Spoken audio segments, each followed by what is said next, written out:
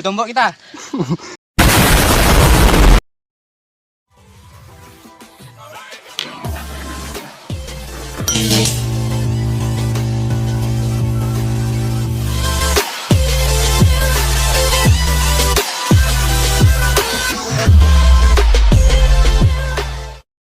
A few moments later.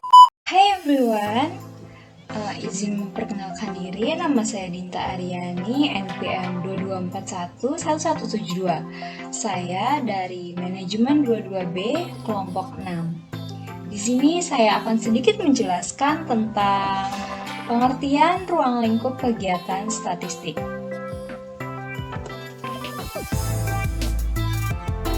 Apa sih yang dimaksud dengan statistik? Statistik adalah kumpulan angka yang dihasilkan dari pengukuran atau perhitungan yang disebut data. Kumpulan data tersebut dinamakan statistik sampel yang dapat digunakan sebagai alat bantu dalam mengambil keputusan, mengadakan analisis data penelitian, dan lain-lain. Mengapa perlu statistik?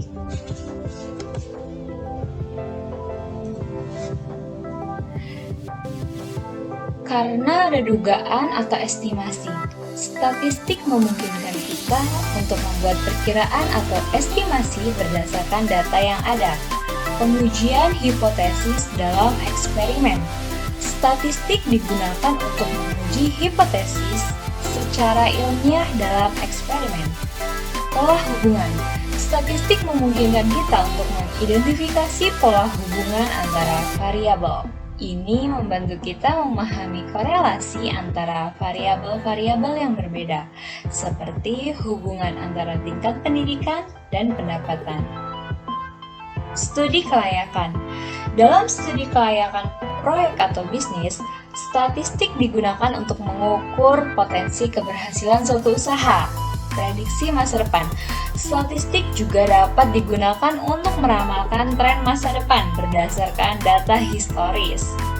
Pengambilan keputusan dalam menentukan kebijakan. Statistik juga membantu pengambilan keputusan dalam merancang kebijakan atau mengelola sumber daya. Identifikasi pola atau bentuk tertentu. Statistik membantu dalam mengidentifikasi pola-pola tertentu dalam data, baik itu pola spesial, temporal, atau lainnya. Dan yang terakhir, analisis standar kualitas produksi dan kompetensi. Dalam manufaktur atau industri, statistik digunakan untuk mengukur dan mengontrol standar kualitas produksi, serta memastikan kompetensi produk yang dihasilkan sesuai dengan spesifikasi yang ditetapkan. Kapan dan di mana kita bisa menggunakan statistik?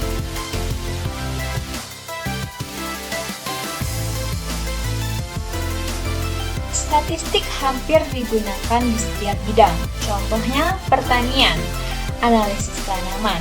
Statistik digunakan untuk menganalisis data pertumbuhan tanaman, hasil panen, dan pengaruh faktor-faktor seperti cuaca, pemupukan, dan irigasi terhadap hasil pertanian. Lalu ada prediksi hasil.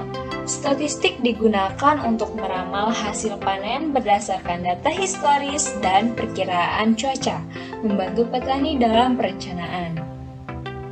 Lalu di bidang industri ada kontrol kualitas, yaitu statistik digunakan dalam pengendalian kualitas produk. Ini termasuk inspeksi dan pengujian statistik untuk memastikan bahwa produk memenuhi standar kualitas yang ditetapkan. Lalu dalam industri juga ada manajemen produksi. Statistik membantu dalam mengoptimalkan proses produksi dan penggunaan sumber daya untuk meningkatkan efisiensi. Lalu dalam bidang psikologi ada penelitian psikologi. Statistik digunakan untuk menganalisis data dalam penelitian psikologi, seperti uji hipotesis untuk menguji teori-teori psikologis atau memahami hubungan antara variabel-variabel psikologis. Lalu ada evaluasi psikologis. Statistik digunakan dalam penilaian psikologis seperti pengukuran kecerdasan atau skala kesejahteraan mental. Lalu dalam bidang manajemen, analisis kinerja bisnis.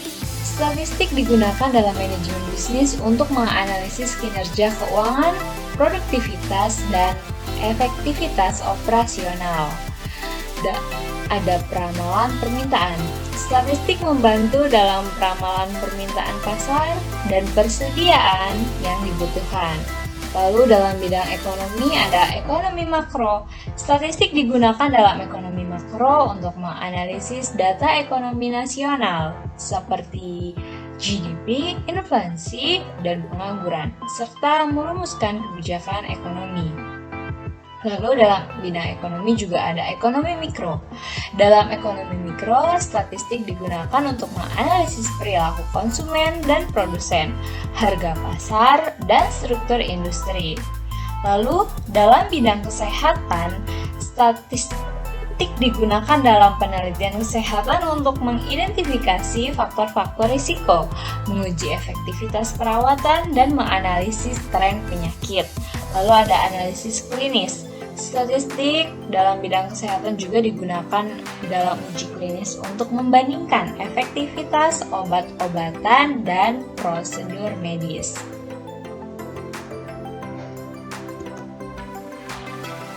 Bagaimanakah penggunaan statistik? Penjabaran masalah. Langkah pertama adalah merinci masalah atau pertanyaan penelitian yang ingin dijawab. Ini akan menjadi landasan bagi penelitian selanjutnya. Hipotesis. Setelah masalah dijabarkan, penelitian merumuskan hipotesis. Hipotesis adalah dugaan awal tentang apa yang mungkin ditemukan dalam penelitian. Ini membantu dalam mengarahkan penelitian. Lalu, kita harus menentukan sampel. Penelitian kemudian menentukan sampel dari populasi yang lebih besar. Pemilihan sampel harus dilakukan secara acak atau sesuai dengan metode yang telah ditentukan.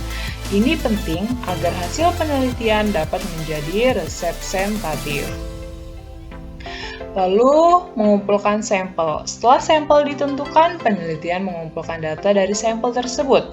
Data yang dapat diperoleh melalui survei, pengukuran, wawancara, atau metode pengumpulan data lainnya.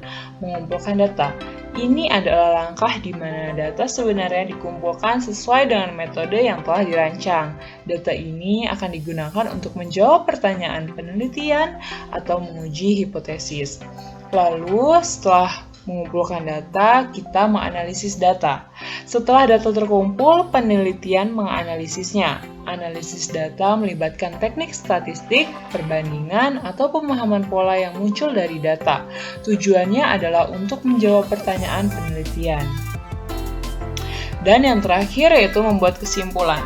Berdasarkan hasil analisis data, penelitian membuat kesimpulan mengenai apakah hipotesisnya terbukti atau tidak. Kesimpulan ini harus didasarkan pada bukti yang ada dalam data. Teknik atau prosedur apa saja yang ada di dalam statistik? Yaitu yang pertama ada deskriptif. Kegiatan statistik yang dilakukan meliputi pengumpulan data, pengolahan data, penyajian data, dan penyimpulan data untuk mencari gambaran tentang ciri-ciri, bentuk, karakter pada penduduk, masyarakat, organisasi berdasarkan data yang diperoleh. Yang kedua yaitu ada statistik inferensial.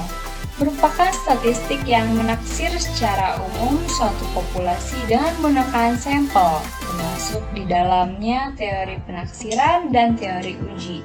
Kegiatan statistik ini mulai pengumpulan data sampai dengan uji hipotesis.